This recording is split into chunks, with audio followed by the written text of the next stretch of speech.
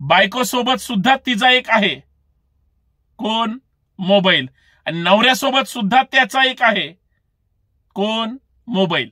आणि ज्यांना ज्यांना या मोबाईल कंपन्यांचा, रेंजचा किंवा 90 दिवस म्हणायचं आणि 84 दिवसाची सर्व्हिस द्यायची, यांच्या विरोधात खटले दाखल केले पाहिजे.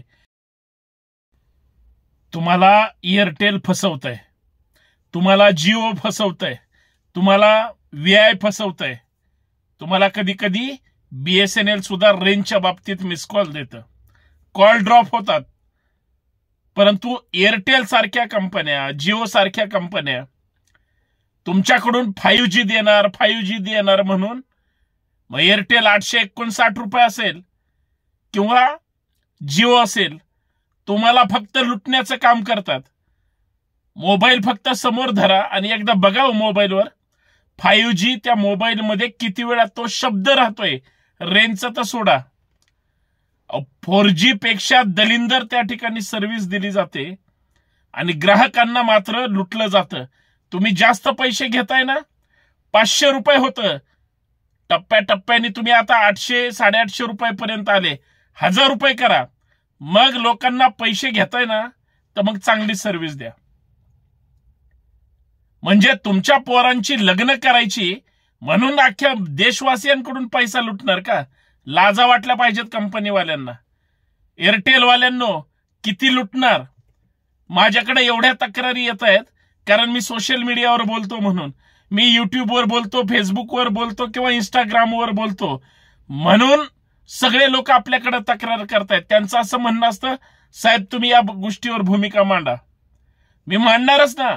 जर 859 रुपयामध्ये 5G देणार आहे म्हणून जर कंपनी जाहिरात करत असेल आणि कंपनी जर मूर्खात काढत असेल, जनतेला चिवत्या ठरवत असेल आणि जनता जनार्दन सुद्धा जो काही त्रास आहे गपचूप सहन करत असेल, मग बोलायचं नाही तर काय करायचंय? मित्रांनो, याच मुद्द्यावर चर्चा करायची. मुद्दा हा फार महत्वाचा आहे. तुमच्या घरातल्या सदस्यांपेक्षा तुम्ही तुमच्या मोबाईलला सगळ्यात मोठी जागा, किंमत आणि रिस्पेक्ट दिलेला आहे. त्याच्यामुळे मोबाईल शिवाय तुम्ही जगू शकणार नाही. आणि रेंज जर नीट नाही मिळाली आणि इंटरनेट जर 5G नाही मिळालं, 5Gच पाहिजे नाही मिळालं तर असा तिळपापड होतो ना, डाउनलोड न होताना. कारण त्यावेळेस महत्वाचं काम सुरू असतं, महत्वाचा व्हिडिओ बघायला सुरू असतं किंवा महत्वाचा व्हिडिओ सेंड करायचा कार्यक्रम चालू असतो. आणि साला हे एअरटेल किंवा जे काही आपल्या सर्व्हिस आहेत एकदम बोगसपणा करतात, लुटतात तुम्हाला. त्यावेळेस तुम्ही तुमच्या घरातल्या लोकांवर चिडचिड करता. मला माहितीये, लाभार्थी आपण सगळे. याच मुद्द्यावर चर्चा करायचे म्हणून मी तुमच्या सोबत बोलतोय. मित्रांनो नमस्कार, जय जिजाऊ. कसे आहात? मजेत असाल ही अपेक्षा. आणि जर त्रास सहन करून घेत असाल, किती दिवस गप्प राहणार? कधीतरी बोलणार आहात की नाही?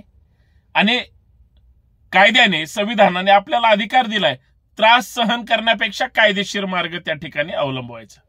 आणि याच मुद्द्यावर चर्चा करायची म्हणून विनंती एवढीच आहे, व्हिडिओ शेवटपर्यंत पहा, जास्तीत जास्त शेअर करा.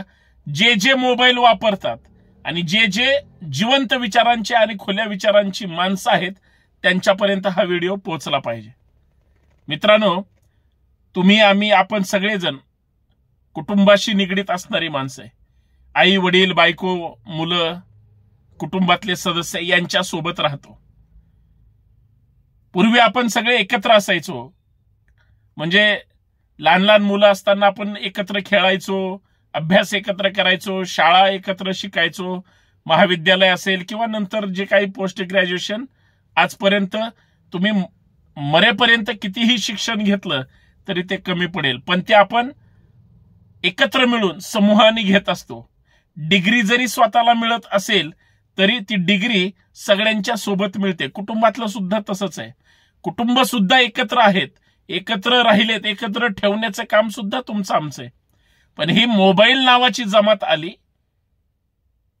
ज्याचं लग्न झालंय तो बायको सोबत दिवसभर जरी नसला तरी संध्याकाळी 4 गुजगोष्टी करण्यासाठी किंवा संध्याकाळी तो बायको सोबत असतो म्हणजे असतो. ती गोष्ट आता राहिली का हो? बायको सोबत सुद्धा तिचा एक आहे, कोण? मोबाईल. आणि नवऱ्यासोबत सुद्धा त्याचा एक आहे, कोण? मोबाईल. मोबाईल शिवाय नवरा बायको, आई वडील, भाऊ बहीण, मुलं, तुम्ही आम्ही कुणीच जगू शकत नाही. साधा नवरा म्हणून माझा मोबाईल बायकोनी पाहिला तरी थरका फुटतो. का? आम्ही आमच्याशी तेवढे प्रामाणिक नाहीये. बायकोचं सुद्धा तसंच असतं. पण बायको सगळ्या कुटुंबाचा गाडा चालवते, म्हणून तिचं तुमच्यावर, माझ्यावर, आपल्या सगळ्यांवर बारीक लक्ष असतं. आज आम्ही बायकोला साधा मोबाईल वाजला तर बायकोंपासून लगेच लांब जातो. का? बायको जवळ असताना रेंज येत नाही का? पण बायको समोर ती चर्चा करायची नसते, म्हणून आपण दूर जातो. आपण दूर जाता जाता इतकं दूर गेलो की आपल्याला जवळच्या माणसासोबत रेंज येत नाही. झोपताना सुद्धा एका बेडवर सुद्धा वेगळीकडे तोंड असतात. खरंय की नाही? तुम्ही नवरा बायको जर फिरायला चालले, फक्त चेक करा. नवरा बायको एखाद्या बेडरूम मध्ये झोपले तरी विचार करा, किंवा स्वतःपासून तशी तुम्ही तयारी सुद्धा करा. बघा, तुम्हाला फरक जाणवेल. बायको नवऱ्याला विचारायला तयार नाही, नवरा बायकोला विचारायला तयार नाही. त्यांची चूक नाहीच आहे. 5G हातात मिळालंय ना. पूर्वी 4G होतं. एखादी गोष्ट घरात नाही आणली तर कुटुंबामध्ये वाद होतात, भांडणं होतात, कटकटी होतात. माझ्यापासून सांगतोय, चिडचिड होते की नाही? मग मला सांगा, तुम्ही एखादा महत्वाचं बोलत असाल, मोबाईलवर संभाषण करत असाल आणि अचानक कॉल ड्रॉप झाला, किंवा तुम्ही एखादं महत्वाचं इंटरनेटवर काम करत असाल, तुम्ही हजारो लाखो रुपयाचं काम करत असाल आणि इकडे तुम्हाला 500चं आता 850 रुपयाला जरी 5G केलं, तुम्ही पैसे देणार हो, 1000 रुपये घेऊ द्या. तुम्ही जर तेवढे पैसे भरत असाल आणि जर तितकासा बेनिफिट मिळत नसेल, काय चाटायचंय का ह्या कंपन्यांना?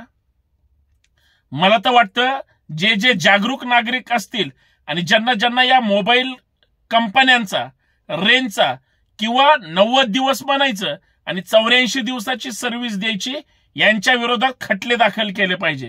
ह्यांना ह्यांची अवकातच दाखवली पाहिजे.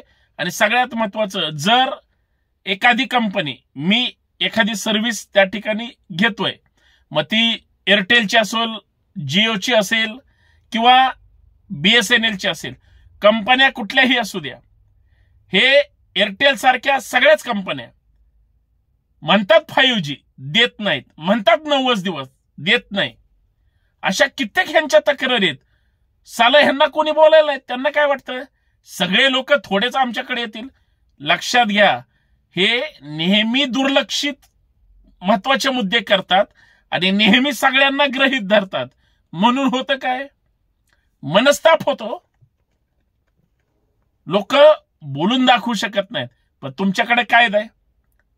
समजा मी कुठल्या तरी सामाजिक चळवळीचा कार्यकर्ता आहे, तुमच्यासाठी आम्ही बोललं पाहिजे, नैतिक जबाबदारी. माझं स्पष्ट मत आहे, तुम्ही एअरटेल असेल किंवा अजून कंपन्या असतील, 5G साठी समजा 859 रुपये देता, किंवा 799 पूर्वी द्यायचे, 899 कधी झाले माहित नाही. म्हणजे पूर्वी कमी पैशात फुकट देणारे आता एवढं लुटतायत. 200 रुपयांनी प्लॅन वाढवले होते अंबानीनं. तर बरं, ह्या सगळ्या कंपन्यांची मिली भगत आहे.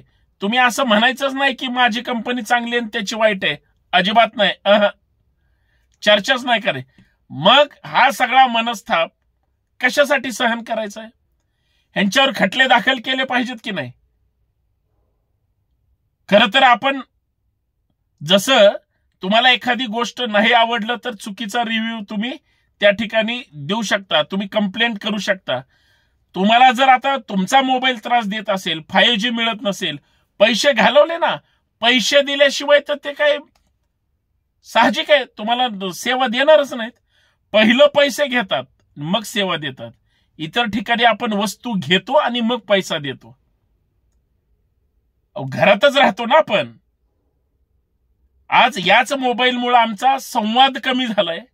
याच मोबाईलमुळे वेगळ्या वेगळ्या इंटरनेट सारख्या जगतामध्ये आता एवढ्या गेम आल्यात की मुलं परवा पिंपरी चिंचवडची घटना तुमच्या डोळ्यासमोरच आहे. 11व्या मजल्यावर मुलांना उडी खाल्ली का? त्याला ते टार्गेट दिलं होतं. अरे टार्गेट जीव देण्यासाठी दिलं चाललंय. बायको सुद्धा समोरासमोर नवरा बायको बसलेले असतात, मेसेज पाठवते जेवणार का, तो म्हणतो काय भाजी केली, लगेच ही म्हणते भेंडीची केली, तो म्हणतो नाही चालणार दुसरं कर, ती म्हणते बस उपाशी, हा तिथंच खुर्चीवर झोपतो मोबाईल बघत बघत. अवस्था झाली. आम्ही आहोत कुठं? आम्हाला रागच यायला तयार नाही. मग भांडणं होतात. गुड नाईट सुद्धा तोंडासमोर तोंड असताना सुद्धा म्हणत मोबाईलवर गुड नाईट पिल्लू, स्वीट ड्रीम्स, संपला विषय. मोबाईलवर चाललंय 5Gच्या, आणि 5Gला रेंज. बायको 10:10 गुड नाईट म्हणते आणि त्याला 10:25 गुड नाईट, तोपर्यंत हा घोरायला सुरुवात करतो, कारण घरात रेंज नाही. एअरटेल सारख्या तर सांगतात दुर्गम भागात पण तुम्हाला रेंज आहे, कुठेही जा रेंज आहे. काही जण म्हणतात एअरटेल भंगार आहे, काही जण म्हणतात VI भंगार आहे, काही जण म्हणतात जिओ भंगार आहे. सगळे लुटतायत. म्हणजे सगळे फक्त फसवायला, टोप्या घालायला, चिवत्यात काढायला जर असतील, कदाचित माझे शब्द झोमतील. मला सांगा तुमचा अधिकार आहे की नाही तुम्हाला त्याच्यावर बोट ठेवायचा? नक्कीच आहे. आज गोष्ट अशी झाली आहे, प्रत्येक गोष्ट जर तुम्हाला गृहीत धरून केली जाते. मित्रांनो, या विरोधात तक्रारी केल्या पाहिजेत.